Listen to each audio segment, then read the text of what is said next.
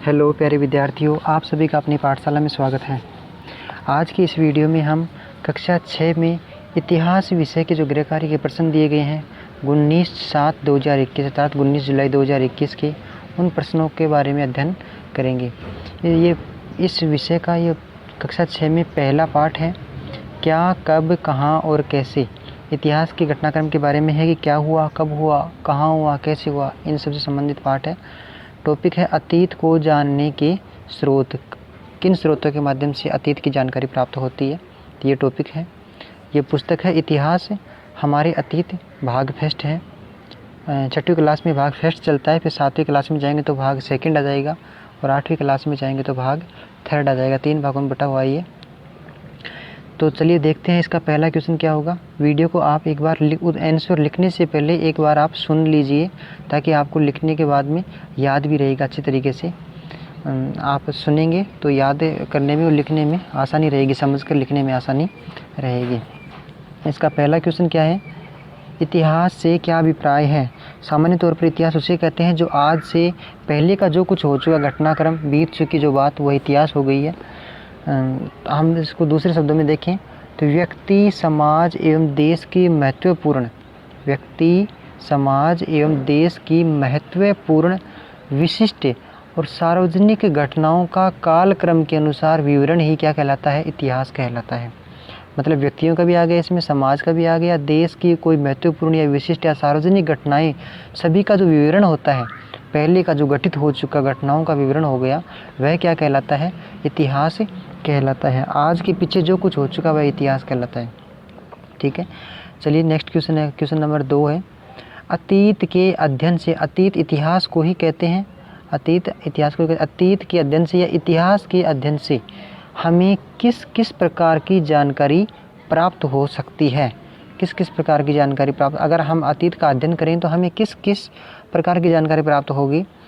तो अतीत के अध्ययन से हमें खान पान के बारे में जानकारी मिलती है। मतलब पहले वाले जो लोग थे वे, उनका खान पान क्या हुआ करता था, उनका पहनावा क्या होता था, पहनावे की जानकारी मिलती है। घरों के प्रकार के बारे में जानकारी मिलती है कि वे किस प्रकार के घरों में रहते थे, कच्चे घरों में, पक्के घरों में, पत्थरों से बने हुए थे या लकड़ी के बने हुए थे, या फिर गुफाओं में रहते थे, पेड़ों पे रहते थे, किस प्रकार से रहते थे, तो उनके घरों की जानकारी मिलती है। खेल की जानकारी मिलती है, वो किस प्रकार से खेल खेलते थे, किन चीज़ों का उपयोग करते थे मनोरंजन के लिए, किन साधनों का उपयोग किया करते थे। नाटक के गीत आदि मनोरंजन में आ गए।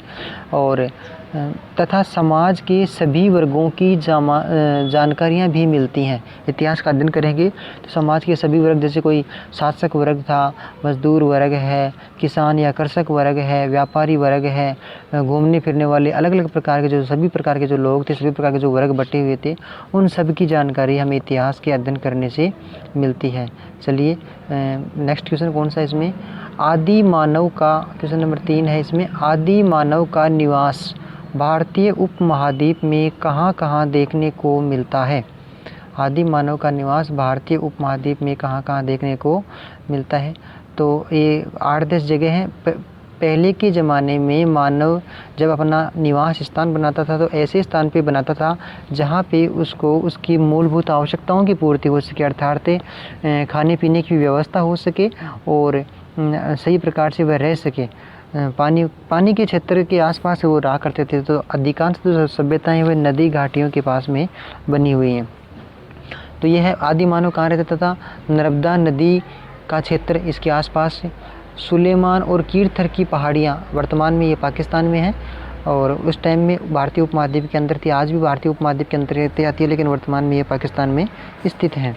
गारो की पहाड़ियाँ, ये पूर्वोत्तर का जो भारत है, मेघालय है, मिजोरम है, उन राज्यों में की पहाड़ियाँ हैं, तो वहाँ पर रहा करते थे। विंध्य की पहाड़ियाँ, वर्तमान में ये मध्य प्रदेश के आसपास का जो क्षेत्र है, मध्य प्रदेश में स्थित है, विंध्याचल पर्वत जिसे बोलते हैं, विंध्य की पहाड़ियाँ हो गई। सिंधु नदी का क्षेत्र, सिंधु घाटी भी बोलते हैं, इसके आसपास का जो क्षेत्र है, सिंधु नदी का क्षेत्र, वहाँ पे रहते थे।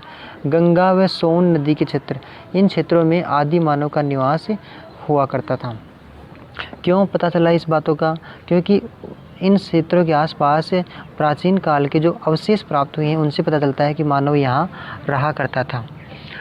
क्वेश्चन नंबर 4 है इसमें, उपमहाद्वीप के एक हिस्से से दूसरे हिस्से में मानव के द्वारा भ्रमण अथवा यात्राएं क्यों की जाती थी? मतलब आवागमन क्यों करते थे लोग, इधर उधर जाना क्यों लगा रहता था? तो इसके उनके प्रमुख कारण थे, वो इस प्रकार से थे। मुख्य कारण क्या थे? काम की तलाश में। देखो, रोजगार नहीं मिलेगा तो मानव खाएगा क्या? तो काम की तलाश में उन्हें एक स्थान से दूसरे स्थान पर जाना पड़ता था। दूसरा पॉइंट है वो है प्राकृतिक आपदाओं से बचने के लिए। प्राकृतिक आपदाएं जैसे बाढ़ आ जाए, भूकंप आ जाए, सुनामी आ जाए, तूफान आ जाए, आंधी आ जाए, तेज़ गति से बादल वगैरह फट जाते हैं, तो ये सब प्राकृतिक आपदाएं हैं। इनके ऊपर किसी का नियंत्रण नहीं होता है, मानव का नियंत्रण नहीं होता है। तो ये एक स्थान से दूसरे स्थान पर इनसे बचने के लिए पलायन कर जाते थे, तो अपना निवास स्थान भी बदल लेते थे। अगला नेक्स्ट पॉइंट है सेना के द्वारा दूसरे क्षेत्र पर विजय हासिल करने के लिए। पहले के जो लोग हुआ करते थे, राजा महाराजा हुआ करते थे, वे क्या अपना साम्राज्य बढ़ाने के लिए, विस्तार करने के लिए, एक दूसरे के ऊपर हमला करके अपना क्षेत्र बढ़ाने के लिए भी, विजय प्राप्त करने के लिए भी एक स्थान से दूसरे स्थान पर चले जाया करते थे। अगला जो पॉइंट है वो है व्यापार के लिए। लोग दूर दूर तक व्यापार करने के लिए एक स्थान से दूसरे स्थान पर चले जाते थे। इसके बाद में है धार्मिक उपदेश या धार्मिक प्रचार प्रसार के लिए धर्म गुरुओं के द्वारा भी आवागमन किया जाता था। धार्मिक शिक्षा देने के लिए, धार्मिक प्रचार प्रसार को बढ़ावा देने के लिए या धर्म गुरुओं के द्वारा भी एक स्थान से दूसरे स्थान पर आवागमन का कार्य किया जाता था। नए स्थानों की खोज करने के लिए, भाई नया स्थान, कौन से स्थान पे क्या सुविधा मिलेगी, क्या मिलता है, तो एक स्थान से दूसरे स्थान पर कुछ नया प्राप्त करने के लिए भी आदि मानव घूमा करता था। ये हो गया क्वेश्चन नंबर 4। नेक्स्ट क्वेश्चन है क्वेश्चन नंबर 5। पांडुलिपि एवं अभिलेखों में पांडुलिपि और अभिलेख में क्या अंतर है? अर्थात अंतर स्पष्ट कीजिए, इनमें क्या अंतर है? पांडुलिपि किसे कहते हैं और अभिलेख किसे कहते हैं? तो पांडुलिपि सामान्यतः हाथ से लिखी हुई पुस्तकें होती हैं। ऐसी पुस्तकें जो हाथ से लिखी होती हैं उन्हें पांडुलिपि कहते हैं। हाथ से लिखी होती है उन्हें पांडुलिपि कहते हैं। और अभिलेख क्या होते हैं? अभिलेख जो होते हैं ये पत्थरों पर लिखे जाते हैं, या पत्थरों पर नहीं लिखे जाते हैं तो कोई धातु का कठोर सतह होती है, कठोर परत होती है, जैसे तांबे की धातु है, लोहे की धातु है, कोई भी, तो इनकी कठोर परतें होती हैं। उनके ऊपर औजारों के माध्यम से, जो इनके औजार होते हैं उनके माध्यम से खुदाई करके छाप दिए जाते हैं, ये लेख लिख दिए जाते हैं, तो ये अभिलेख कहलाते हैं। देखिए, ये मिटते नहीं हैं, लंबे समय तक बने रहते हैं और स्थायी होते हैं। पांडुलिपियाँ नष्ट हो जाती हैं समय के साथ में, जैसे पुस्तकें हैं या फिर पेड़ पौधों के पत्ते जो होते हैं, छाल के पत्ते होते हैं, तो इनके ऊपर क्या होता है, कीड़े वगैरह पे काट देते हैं या गल जाते हैं, समय के अनुसार भीग जाते हैं, ख़राब हो जाते हैं। लेकिन अभिलेख जो होते हैं ये स्थायी होते हैं, लंबे समय तक चलते हैं। और वर्तमान में भी बहुत सारे अभिलेख अपने इतिहास में देखने को मिलते हैं हमें। अभिलेखों की, ये पांडुलिपियों की दूसरी जो विशेषता है वो यह है कि ये प्राय ताड़ पत्थर अथवा भोज पत्थर पर लिखी हुई मिलती है। एक वृक्ष होता है, हिमालय में पाया जाता है, तो इस वृक्ष की छाल को उतार करके और उसको गला करके एक कागज़ से, एक विशेष प्रकार का एक कागज़ सा बनाया जाता था, उसके ऊपर लिखा जाता था। उसने उन्हें भोजपत्र कहा करते हैं। क्या कहते हैं? भोजपत्र या ताड़पत्र कहते हैं।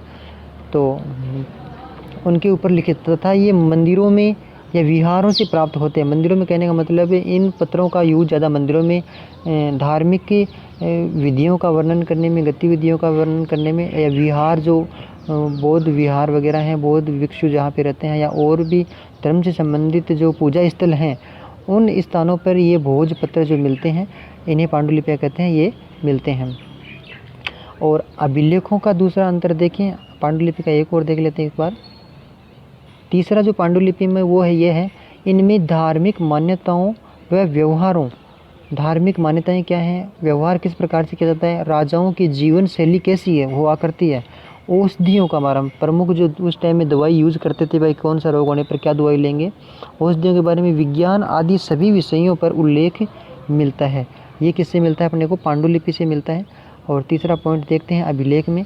अभिलेखों में राजा और रानियों के अलावा अन्य स्त्री पुरुषों ने भी अनेक कार्य किए, विवरण उत्कीर्ण करवाए हैं। तो दूसरा पॉइंट अपन ने नहीं देखा था इसका अभिलेख का, वो ये है, ये प्राय शासकों के द्वारा, अर्थात जो शासक वर्ग हुआ करता है, शासकों के द्वारा अपनी विजयों का उल्लेख, मतलब जो भी कभी कोई युद्ध जीतते थे तो वे स्थायी रूप से इसको लंबे समय तक प्रजा याद करें या आने वाले पीढ़ियाँ याद करें, तो उनको स्थायी रूप से करने के लिए वे पत्थरों पर या फिर विशाल जो बड़े बड़े धातु के जो परतें होती थी, धातु के जो पत्रे होते हैं, उनके ऊपर खुदवा दिया जाता था, गुदवा करके स्थायी बना दिया जाता था।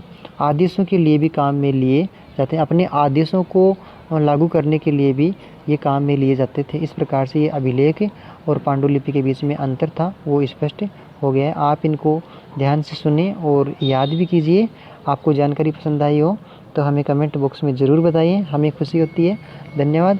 आगामी वीडियो प्राप्त करने के लिए आप चैनल को सब्सक्राइब ज़रूर कीजिए, ताकि आपके पास आगामी जो वीडियो होगा वह तुरंत पहुंचेगा।